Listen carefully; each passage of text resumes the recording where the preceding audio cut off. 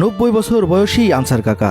বয়সের ভারে চলতে না পারা মানুষটি নিজের আত্মসম্মান নিয়ে বেঁচে থাকার জন্য কিংবা খুব অল্প কিছু টাকার জন্য বছরের পর বছর এভাবেই ঘাড়ে করে চাউলের বস্তা পৌঁছে দিয়ে থাকেন বিভিন্ন বাড়িতে। অভাব অনটন আর হতদরিদ্র মানুষটি তার পরিবারের এক মুঠো খাবারের জন্য জীবনের শেষ সময়ে এই কঠিন কাজ করে থাকেন। দিনে মাত্র 100 থেকে 150 টাকা আয় করা মানুষটি 40 টাকার জন্য প্রায় 1 কিলোমিটার পায়ে হেঁটে বস্তা খুব দক্ষতার সাথে পৌঁছে দিয়ে থাকেন গন্তব্যে। ঘরে অসুস্থ স্ত্রীকে রেখে প্রতিদিন শহরের চাউলের বাজারে কুলির কাজ করে এভাবেই চলতে থাকে আনসার কাকার জীবন। কষ্ট সবাই নেই, কত কষ্ট করে কাজ জামাই আমার কাম করে আমার খাওয়ায়, চক্কর কই না পয়সা হারা হয় না।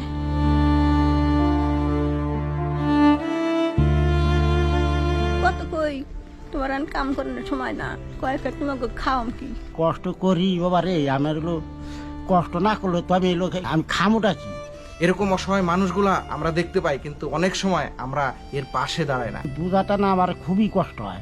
আসলে উনি গরিব মানুষ, উনি তো এখানে বোঝা টানার সময় না। আমার কেউ দেখা না, আমার বয়স তো কাটো কাইটা দিছে। উনি অসহায়ত্বের শিকার এবং না পাইলে উনাকেই দিতে হয়, নাহলে রিক্সাওয়ালারা যদি খ্যাপগুলি ধরে নিয়ে যায় উনি খালি হাতে বাড়িতে ফিরবো। এই বয়সে তো আর বোঝার কাজ করার কথা না, কিন্তু তারপর ওকে করতে হয়।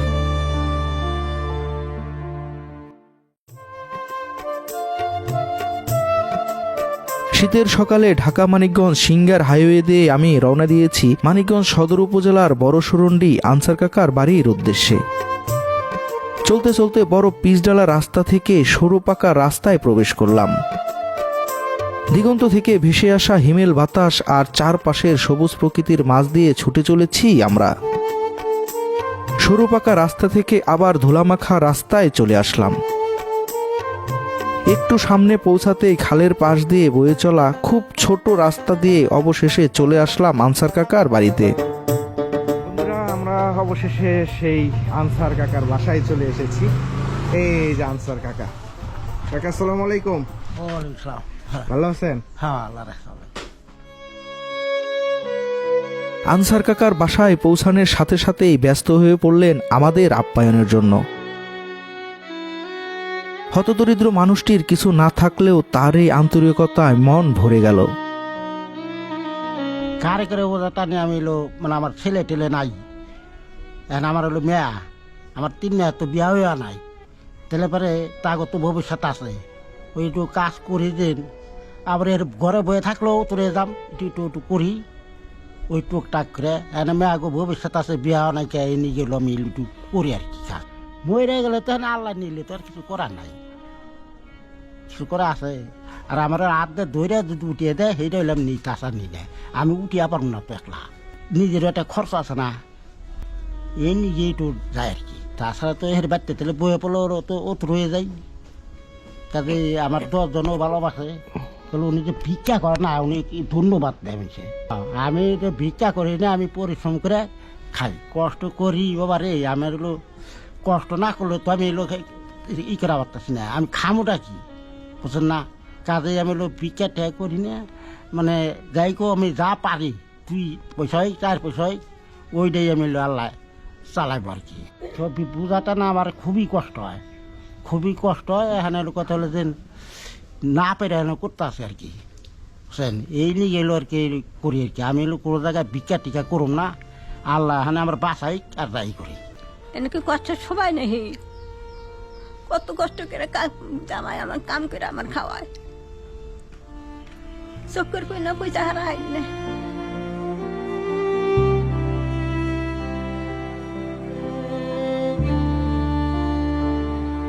কত কই তোমার কাম করার সময় না, কয়েক তোমাকে খাওয়াম কি, কাম করে খাই খাওয়াম তোমাকে। যায় ওই যেমন যায় রে, কয় ওই যেমন যায় কাম উনার কি কাম করার সময়। আর কেরা তো আবার আল্লাহ, আমার আল্লাহ দেহে। আর কেরা তো আমার মেয়েরা ছাড়া তার আমার দেহটা মানুষ নাই।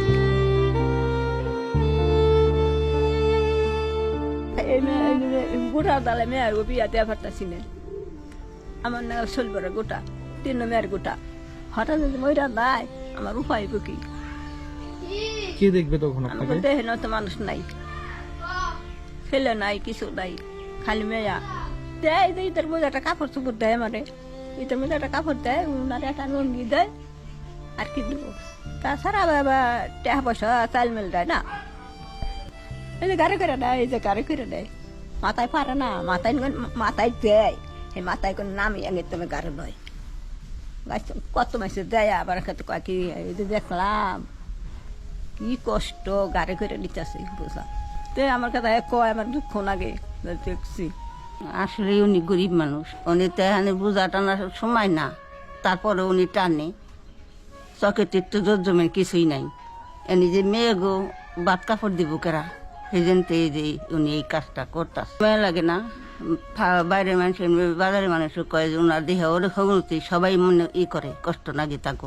ওই আমাদের দেশে কেউ ওনার সাহায্য করে না, ইতে হারাইলে সেসবকে কিছু দেয়, তেল ছাড়া আর কিছুই দেয় না। কষ্ট করে খাওয়ার নাকি আমার কেউ দেখা না, আমার বয়স তো কাটো কাইটা দিছে, তে যা কি করবো মেহানা, আমি লইতে এইভাবে কষ্ট করে খাই, কোনো মতো সাথে খাই, সহজতে কর না। আমি মার্কেটে থাকলে আবার এলো যেমন ওই 2-4টা দেয় মাইছে, ওই ব্যাপারে কয়ে দেয়, উনি খুব গরিব মানুষ, ওনার 2-4 পয়সা যা পারেন দেয়। আমি চাই যে না, আমার তাহলে আমার বাড়িওয়ালার নাকি একটা কাপড় দিন, আমার না দিয়ে আমার বাড়িওয়ালা একটা কাপড় দেন, তাইলে দেয় আর কি। কষ্টই তো আবার আমি কিনে দেওয়া পারতাছি না, আমি কিনে তো দেওয়া পারতাছি না, এই কাজেই মাছের কাছ থেকেই নই দিন, তাহলে আমারে ওই সময় আবার দেয় আর কি, ঈদের মধ্যে দিলা পরে চাইলে পরে দেয় তখন আর কি। আমার ছেলে নাই, ছেলে তো আমার কষ্টই। বন্ধুরা, আমি মানিকগঞ্জের সদর উপজেলার বড় সরন্ডি গ্রামে আসছি। এই যে বয়স্ক দাদু, আমি এই বয়স্ক দাদুকে দেখেছি শহরের বিভিন্ন জায়গায় ঘাড়ে করে চাউলের বস্তা বিভিন্ন বাড়িতে পৌঁছায় দেয়। এই বয়সে এত কষ্টের কাজ করা যায় না, উনি করে জীবনের জন্য, প্রয়োজনের জন্য। ওনার ঘরে বৃদ্ধ স্ত্রী আছে, 5টা মেয়ে আছে, ছেলে সন্তান নাই। 5টা মেয়ের মধ্যে 2টা মেয়ের বিয়ে হয়েছে আর 3টা মেয়ের বিয়ে হয় নাই, কারণ সেই মেয়েদের তার মার কিছু গোটার রোগ আছে, সেই রোগগুলা তার মেয়েদেরও হয়েছে, যার কারণে তার এই 3টা মেয়েরও কিন্তু বিয়ে হচ্ছে না। এই 3টা মেয়েও যেন ওনার ঘাড়ে আছে। দেখুন, এই বৃদ্ধ বয়সে ওনার সেই বোঝা টেনে খেতে হয়। আমি অনেক কষ্ট করে ওনার ঠিকানা নিয়ে ওনার বাড়িতে চলে এসেছি, ওনার সাথে কথা বলার জন্য, ওনাকে দেখার জন্য। এরকম অসহায় মানুষগুলা আমরা দেখতে পাই, কিন্তু অনেক সময় আমরা এর পাশে দাঁড়াই না। যাই হোক, আমি এই দাদুকে একটু সহযোগিতা করব, পাশাপাশি এই দাদুর মোবাইল নাম্বার দিয়ে দেবো, আপনারাও পারলে এই দাদুকে একটু সহযোগিতা করবেন।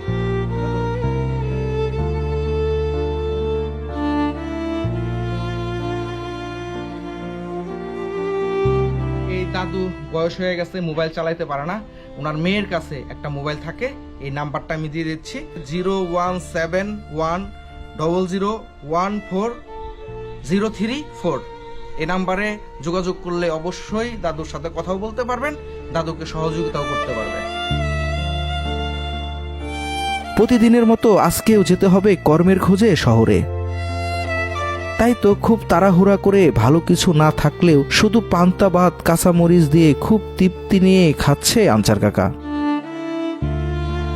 খাওয়া শেষ করে শহরের উদ্দেশ্যে রওনা দিয়েছে বৃদ্ধ কাকাটি। আমরাও চলতে শুরু করলাম পিছু পিছু। প্রায় 40 মিনিটের মধ্যে পৌঁছে গেলাম মানিকগঞ্জ দুধবাজার। চোখে মুখে হতাশা নিয়ে খুব আলতোভাবে বাজারের গলি দিয়ে হেঁটে চলেছে বয়স্ক এই কাকাটি। আধুনিক যুগের মানুষ বাজার করে বাসায় ফেরার পথে ব্যবহার করে অটো কিংবা রিক্সা। কেউ আর এখন এই আনসার কাকাদের মতো বৃদ্ধ মানুষদের কাজে ডাকে না। তাই তো বৃদ্ধ কাকাটি একটু কাজের জন্য বাজারের বিভিন্ন দোকানে দোকানে ঘুরতে দেখা যায়। অনেক সময় পার হওয়ার পরে একটি কাজের ডাক পড়ে আনসার কাকার। এই বস্তাটা একটু দিয়ে আসো ওই বাসায়। হ্যাঁ, আচ্ছা। বলে 4 ভাই, মানে একজনে যাবো, হ্যাঁ, ওই যে টিনের ঘরে। হ্যাঁ, জিরাই যাবেন একটু, না এখন নিয়ে যাবো? হ্যাঁ, এখনই যাবেন, একটু জিরাইবে, বিড়ি খাবে, হ্যাঁ, বিড়ি খাই নেবে। হ্যাঁ। চাউলের বস্তাটি পৌঁছে দিতে হবে শহরের পুররা এলাকায়, যেখানে রিকশা নিতে ভাড়া দিতে হবে 50 টাকা। আনসার কাকা ঘাড়ে করে বস্তাটি পৌঁছে দিচ্ছে, তাকে দেওয়া হবে 40 টাকা। কত কষ্ট আর হতাশা নিয়ে বস্তাটি নিয়ে অবশেষে পৌঁছে গেল সেই বাড়িতে। বন্ধুরা দেখতে পাচ্ছেন বয়স্ক দাদুকে মাত্র 40 টাকার জন্য প্রায় হাফ কিলোমিটারের উপরে এইভাবে এই বস্তা নিয়ে আসছে এক বাড়িতে। এটাই হচ্ছে মানুষের জীবন। দেখতে পাচ্ছেন এই দাদু এই বোঝা নিয়ে আসছে, এসে বিপাকে পড়ে গেছে। যে বাড়িতে আসছে সেই বাড়ি তালা, এখন উনি বিপদে পড়ে গেছে। লোক আসে না,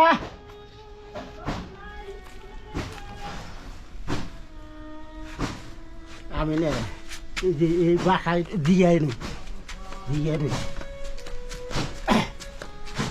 ওনাকে তো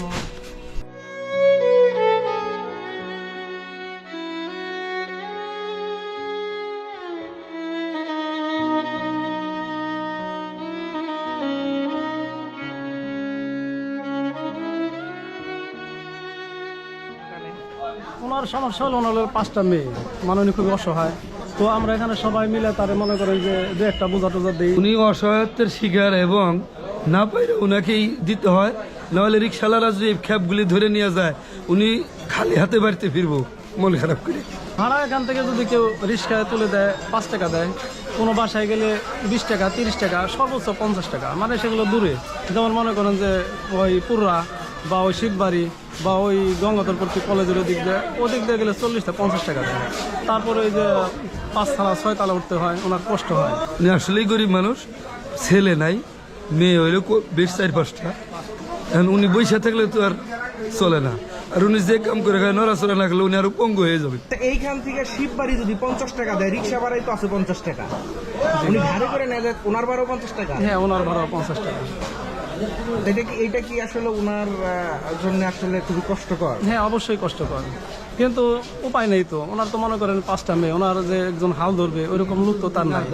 তো দেখা গেলো যে ওই ঈদ আসলে কেউ অনেক দিক দিয়ে একটু সাহায্য সহযোগিতা করে, বা আমরা ওখানে মনে করেন যে ওই কাছাকাছি খ্যাপ হলে ওনাকে একটু দেখা গেলো যে 2-4 টাকা বেশি পায়, এরকম খ্যাপ ওনাকে দেওয়ার চেষ্টা করি। না, উনি হিসাবে অনেক কষ্টই আছে। এই বয়সে তো ওনার বোঝার কাজ করার কথা না, কিন্তু তারপর ওনাকে করতে হয়, মানে পেটের তাগিদ।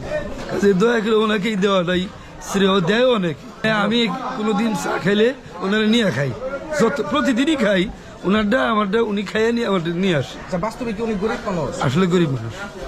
বন্ধুরা, আমি মানিকগঞ্জ বাজারে আসছি। আসলে যে কাকার ব্যাপারে আমরা কথা বললাম, যে কাকাকে দেখাইলাম, দেখুন এখান থেকে শিববাড়ি বা পুরা রিক্সা ভাড়া 40 থেকে 50 টাকা, আর উনি মাথায় করে নিয়ে যায়, ভাড়া দেয় মাত্র 40 টাকা। যে রিক্সায় যদি নেয়, উনি যদি টিপ না পায়, তাহলে কিন্তু উনি সারাদিন পুরো টিপ পাবে না, টাকাও ইনকাম করতে পারবে না। আসলে মানুষের জীবনই এইরকম, যেখানে রিক্সা ভাড়া 50 টাকা, সেখানে ঘাড়ে করে বোঝা নেয়, তার ভাড়া 40 টাকা। যাই হোক বন্ধুরা, ওনার জীবনী তুলে ধরার চেষ্টা করেছি আমার এই ভিডিওতে। আজকে এই পর্যন্ত। ভালো থাকবেন, সুস্থ থাকবেন, আল্লাহ হাফেজ।